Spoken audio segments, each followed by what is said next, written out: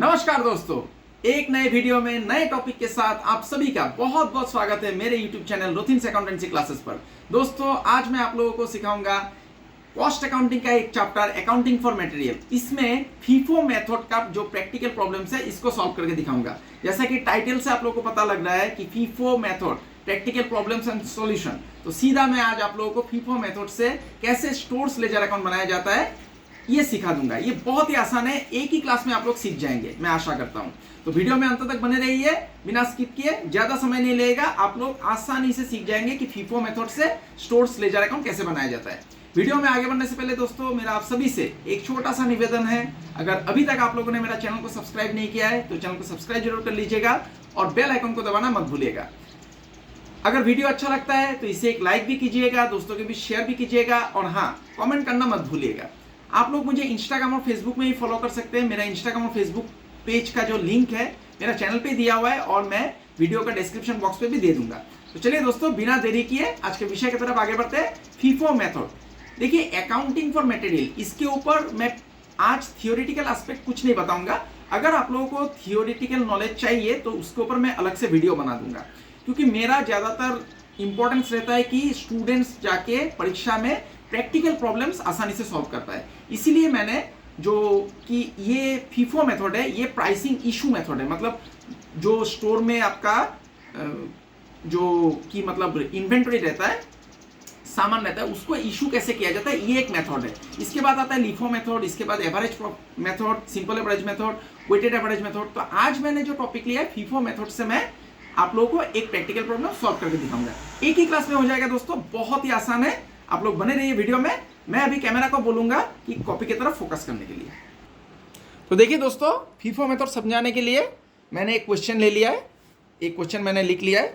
तो मैं थोड़ा क्वेश्चन आप लोगों को समझा देता हूँ। बहुत ही आसान है, एक ही क्लास में आप लोग समझ जाएंगे। पूरा वीडियो को देखिए अंत तक, आसान है बहुत। With the help of the following information prepare stores ledger account. ये देखिए, स्टोर लेजर अकाउंट आपको बनाने दिया है based on the FIFO method. बोल दिया गया है कि फीफो मेथड से आपको करना है। फीफो का जो एब्रीविएशन है, मतलब संपूर्ण अर्थ है, मतलब जो इसको अगर आप लोग एब्रीविएट करेंगे तो इसका फुल फॉर्म होता है फर्स्ट इन फर्स्ट आउट। मतलब पहले जो आया है उसको पहले निकालना है। स्टॉक में जो पहले आया है, मतलब स्टोर में जो पहला सामान आया है, मतलब क्वांटिटी, उसको पहले आपको निकालना है। फर्स्ट इन फर्स्ट आउट, पहले जो आएगा पहले उसको भगाना है। तो देखिए, फीफो मेथड से आपको प्राइसिंग इशूज करना है, स्टोर लेजर अकाउंट, ये सब कुछ दिया हुआ है। परचेज इशू, फिर परचेज इशू। देखिए, एक बात गौर करने वाला बात है कि आपको यहाँ में प्राइसिंग इशू, मतलब इशू प्राइस कितना होगा यही निकालना है। तो देखिए, परचेज में देखिए दोस्तों, यूनिट है 300 और यूनिट कॉस्ट भी है, मतलब यूनिट प्राइस भी दिया हुआ है। लेकिन जब आप देखेंगे इशू, इसमें देखिए यूनिट है और यूनिट कॉस्ट नहीं है, मतलब प्राइस नहीं दिया हुआ है। तो ये प्राइस आपको निकालना है कि कितना प्राइस में इशू होगा, यही है इसका फंडा। और यहाँ में प्राइस इशू का मेथड हो जाएगा फीफो।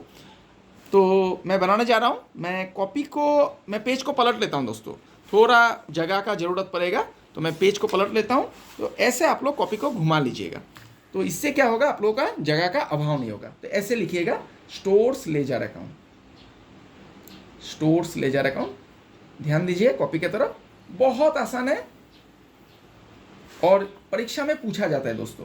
कॉस्ट अकाउंटिंग जिसका भी सब्जेक्ट है, बीकॉम, बीबीए या फिर professional courses, CA, ICWA, company secretaryship, किसी भी कोर्सेज के लिए ये बहुत ही ज़रूरत है। तो देखिए मैं कैसे फॉर्मेट बना रहा हूँ, आप लोग पेंसिल और स्केल का इस्तेमाल कीजिएगा। देखिए, इसमें फिर 3 हिस्सा में बट के आएगा।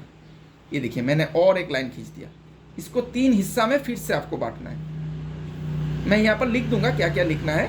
तो देखिए, इसको मैंने फिर से 3 हिस्सा में बांटा है। तो यहाँ पर आपको पहले लिखना है डेट, पहले आपको लिखना है डेट, फिर लिखना है पार्टिकुलर्स, फिर लिखना है दोस्तों रिसिप्ट्स, लिखना है, फिर लिखना है इश्यूज, फिर लिखना है बैलेंस। ये 3 चीज लिखना है। अभी यहाँ में जाएगा क्वांटिटी। क्वांटिटी किस में है देख लेना पड़ेगा एक बार क्वेश्चन में। देखिए, क्वांटिटी दोस्तों यूनिट में है, यूनिट, और यूनिट कॉस्ट ये रुपीस में है। तो देखिए, यहाँ पर आपको लिखना है यूनिट्स, पहला यूनिट्स लिख दीजिए। टन में भी रह सकता है, केजी में भी रह सकता है, क्विंटल में भी रह सकता है, कुछ भी रह सकता है दोस्तों। जो क्वांटिटी रहेगा उसका नाम आप उल्लेख करेंगे। तो यूनिट्स पर यूनिट रुपीस लिख दीजिए, पर यूनिट, फिर रुपीस का सिंबल दे दीजिए और यहाँ पर अमाउंट का जो रुपीस का सिंबल है उसको दे दीजिए। फिर से लिखिए यूनिट्स, फिर पर यूनिट रुपीस, फिर दोस्तों फिर से अमाउंट रुपीस का सिंबल दे दीजिए, फिर से आपको लिखना है यूनिट्स, फिर पर यूनिट, फिर रुपीस। देखिए ये हो गया पूरा फॉर्मेट, ये फॉर्मेट है। अभी मैं फॉर्मेट में जो क्वेश्चन है उसके मुताबिक मैं पुट करूंगा और इशू प्राइस कैसे होगा, फीफो मेथड मैं अप्लाई करूंगा। ये फीफो मेथड है, FIFO, FIFO, first in first out. यहां पर मैं लिख देता हूं फर्स्ट इन फर्स्ट आउट, मतलब पहले जो आएगा उसको पहले निकालना है, भगाना है। तो देखिए मैं अभी क्वेश्चन फिर से निकाल लेता हूँ। देखिए 1 जनवरी को क्या है दोस्तों, परचेज कितना यूनिट है, 300 और 3 रुपया करके, 3.00 मतलब 3 रुपया परचेज है। तो परचेज होने से दोस्तों लिखना पड़ेगा 1 जनवरी, यहाँ पर डेट दे दीजिए, JAN लिख देता हूँ मैं शॉर्ट फॉर्म में। परचेज होने से दोस्तों लिखना पड़ेगा goods receive note number, goods received note number, goods receive note number, इसको ध्यान में रखिएगा, goods receive note number. Purchase कितना है दोस्तों, देख लीजिए एक बार, 300 यूनिट है 3 रुपया करके, तो 300 यूनिट आपको लिखना है और 3 रुपया करके है, तो इसको इंटू कर दीजिए। एक यूनिट का दाम 3 रुपया है, तो देखिए दोस्तों एक यूनिट का दाम 3 रुपया है, 300 यूनिट का दाम 900 रुपया हो जाएगा। तो ये हो गया, इशू में कुछ नहीं है, ऐसे आप लाइन खींच दीजिए। और यहाँ पर बैलेंस में देखिए ऐसे एक लाइन खींच दीजिएगा, यहाँ पर आपका 300 यूनिट बैलेंस में आ जाएगा, मतलब आपका आपने खरीदा है, परचेस किया है, तो 300 यूनिट 3 रुपया करके 900 रुपया ये बैलेंस में आ गया। अभी दूसरा देखिए, फिर से 5 जनवरी परचेजेस है, कितना है 600 यूनिट 4 रुपया करके। तो फिर से लिखिए 5 जनवरी goods receive note number, purchase होने से दोस्तों गुड्स रिसीव नोट नंबर लिखना पड़ता है, गुड्स रिसीव नोट नंबर। इसमें कितना है दोस्तों, देख लीजिए एक बार, 604 रुपया करके, तो 600 यूनिट फिर से आप रिसिप्ट में लिखिए, परचेज होने से रिसिप्ट में होगा और इशू होने से इशू में लिखना पड़ेगा, 600 यूनिट 4 रुपया करके। तो 600 इंटू 4 2400 रुपया हो गया दोस्तों, ये देखिए। फिर इशू में कुछ नहीं आएगा। अभी देखिए बैलेंस कैसे लिखना है, फिर से ऐसे लाइन खींच दीजिए, पहले का 300 है, ये पहले का 300 आपको लिखना है, पहले का 300। तो देखिए दोस्तों पहले का 300 यूनिट, ये तो आपका बैलेंस में है 900 रुपया। अभी जो आपने खरीदा तो 600 यूनिट, इसको फिर बैलेंस में ये भी आ जाएगा, 600 इंटू 4 2400, ये हो गया दोस्तों। ये देखिए बैलेंस ऐसे लिखना है आपको। उसके बाद फिर मैं देखूंगा क्वेश्चन, ये देखिए 10 जनवरी को फिर से क्या है, इशू है। इशू में देखिए दोस्तों 500 यूनिट है लेकिन यूनिट प्राइस नहीं है, तो यहाँ पे आपको फीफो मेथड अप्लाई करना पड़ेगा। तो ये डेट कितना था एक बार देख लेता हूँ, 10 जनवरी, 10 जनवरी डेट है, 500 यूनिट याद रखिए, 10 जनवरी 10 जनवरी। अभी परचेस करने से आपको लिखना है गुड्स रिसीव नोट नंबर, लेकिन इशू करने से आपको लिखना है requisition slip note number, requisition slip number, इतना लिख दीजिए। कितना करना है दोस्तों, देखिए 500 यूनिट करना है, 500 यूनिट 500 यूनिट इशू करना है, तो आपको फीफो मेथड अप्लाई करना पड़ेगा। मतलब स्टॉक में जो स्टोर में जो पहले आया क्वांटिटी उसको पहले हटाना है। तो पहले देखिए कितना है, 300 यूनिट है, आपको करना है दोस्तों 500, लेकिन आपके पास सिर्फ है 300, तो आप पहले 300 को ही निकाल पाएंगे। तो 300 को 3 रुपया करके था 900, ये देखिए। लेकिन आपको चाहिए 500 यूनिट इशू करना, लेकिन आपके पास पहले था 300, तो आपने 300 किया, और 200 यूनिट आप कहाँ से लेंगे, 200 यूनिट नेक्स्ट स्टॉक से लेंगे, मतलब नेक्स्ट जो सामान आपके पास आया है उससे आप लेंगे, मतलब यहाँ से 600 से। 600 का कितना करके है यूनिट प्राइस, 4 रुपया, इसमें 4 रुपया करके लिखना है। ये देखिए यूनिट प्राइस क्वेश्चन में नहीं दिया था, तो यूनिट प्राइस यहाँ से लेना है। फिर से एक बार समझा देता हूँ, जो पहले आएगा उसको पहले हटाना है। तो पहले आपका स्टॉक में आया था 300, तो आपने 300 लिखा। अगर 300 ही इशू किया होता तो 300 में हो जाता, लेकिन हम लोगों का इशू कितना है 500, तो यहाँ पर पर्याप्त नहीं है स्टॉक में, तो पहले 300 हम लोगों ने दिया, 300 3 रुपया करके 900, फिर हम लोगों को और 200 चाहिए 500 करने के लिए, तो 200 हम लोगों को सेकंड जो हम लोगों ने परचेस किया है वहाँ से हम लोगों को लेना है, तो 200 4 रुपया करके 800 हो जाएगा, 200 इंटू 4 800। अभी फिर बैलेंस क्या होगा दोस्तों, ये 300 का 300 चला गया, 600 में से 200 गया, कितना आ जाएगा 400, 400 का 4 रुपया करके 1600, ये हो गया दोस्तों, ये देखिए इशू टेक्निक फीफो मेथड से हो गया। अभी मैं नेक्स्ट फिर क्वेश्चन में जाऊंगा। फिर 12 जनवरी को परचेज है 700, 4 रुपया करके। 12 जनवरी, ये देखिए 12 जनवरी को परचेज है 700 यूनिट 4 रुपया करके। तो मैं फिर से यहाँ पर लिखूंगा 12 जनवरी goods receive note number, goods receive note number, फिर 700 यूनिट है दोस्तों 4 रुपया करके। 700 इंटू 4 कितना हो जाएगा 2800। 2800 मैंने लिख दिया। ये देखिए यहाँ पर लाइन खींच दीजिए। फिर से आपको बैलेंस लिखना है। फिर देखिए बैलेंस कितना है 400 ऑलरेडी है आपके पास, इसको आप लिख दीजिए 1600, और अभी आपने खरीदा 700, तो 700 को यहाँ पर बैलेंस में फिर डाल दीजिए। 700 इंटू 4 2800, ये हो गया दोस्तों। फिर मैं क्वेश्चन में जाऊंगा। देखिए क्वेश्चन में फिर से क्या है 15 जनवरी इशू है 800, अभी इशू दे दिया 800, यूनिट प्राइस नहीं है। तो 15 जनवरी को आपको इशू करना है फीफो मेथड से ही। देखिए 15 जनवरी मैं यहाँ पर लिख देता हूँ। इशू करने से दोस्तों लिखना पड़ता है रिक्विजिशन स्लिप नोट नंबर या फिर requisition slip number,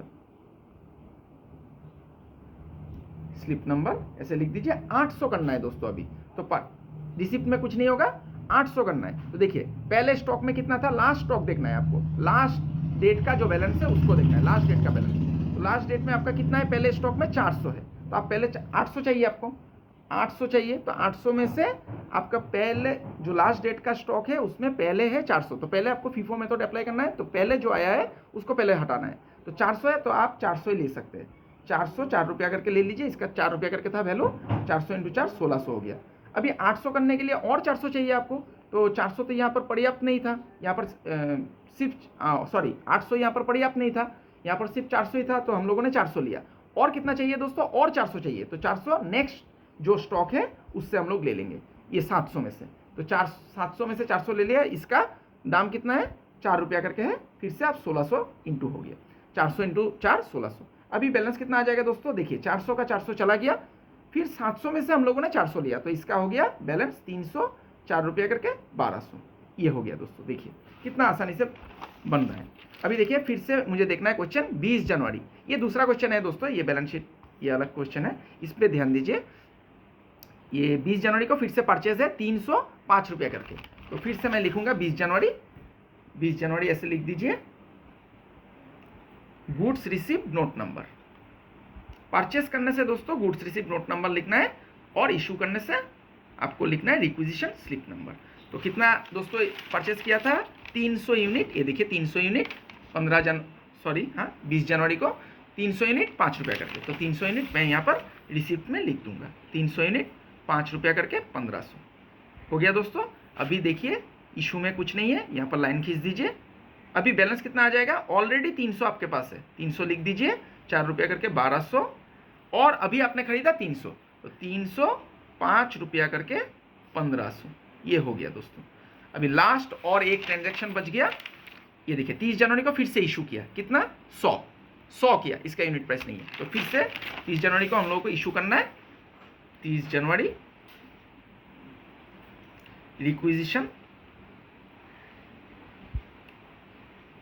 slip number, इसमें 100 इशू किया दोस्तों, 100। तो देखिए 100 आपको लास्ट डेट का बैलेंस देखना है, लास्ट डेट में बैलेंस में पहले कितना है 300, तो 300 में से आप इजीली 100 ले सकते हैं, 100 ले लीजिए, 4 रुपया करके है 300 का, तो इसमें 4 रुपया करके यूनिट प्राइस आएगा, 400 रुपया हो गया।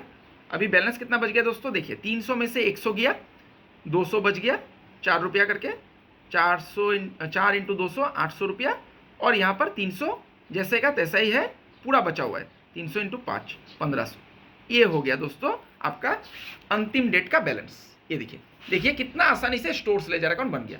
पूरा इसका स्क्रीनशॉट ले लीजिएगा, ये पूरा इसका आप लोग वीडियो पॉज करके स्क्रीनशॉट ले लीजिएगा, और ये है क्वेश्चन का भी आप लोग एक बार पॉज करके स्क्रीनशॉट ले लीजिएगा। तो आशा करता हूं दोस्तों आज का क्लास आप लोगों को समझ में आया है। आज मैंने फीफो मेथड से कैसे स्टोर्ड लेजर अकाउंट बनाया जाता है, मतलब मेथड ऑफ प्राइसिंग इशू, ये फीफो मेथड कैसे प्राइस को मतलब इशू प्राइस नहीं दिया हुआ रहता है, तो फीफो मेथड अप्लाई करके आप इशू प्राइस कैसे निकालेंगे ये मैंने समझाया है। तो मैं आशा करता हूं एक ही क्लास इसके लिए काफी है। अगला वीडियो में मैं आप लोगों को लीफो मेथड से कैसे स्टोर्ड लेजर अकाउंट बनाया जाता है ये सिखा दूंगा। अगर आज का क्लास आप लोगों को समझ में नहीं आया है फीफो मेथड का, तो आप लोग मुझे कमेंट बॉक्स पे लिख दीजिएगा, मैं फीफो मेथड के ऊपर और एक वीडियो बना दूंगा आप लोगों के लिए। तो चलिए दोस्तों, अगला वीडियो में मिलते हैं। तब तक के लिए मैं ईश्वर से कामना करता हूँ आप लोग सुरक्षित रहिए, स्वस्थ रहिए और खुश रहिए। आज के लिए इतना ही दोस्तों, अगले वीडियो में मिलते हैं। बहुत बहुत धन्यवाद।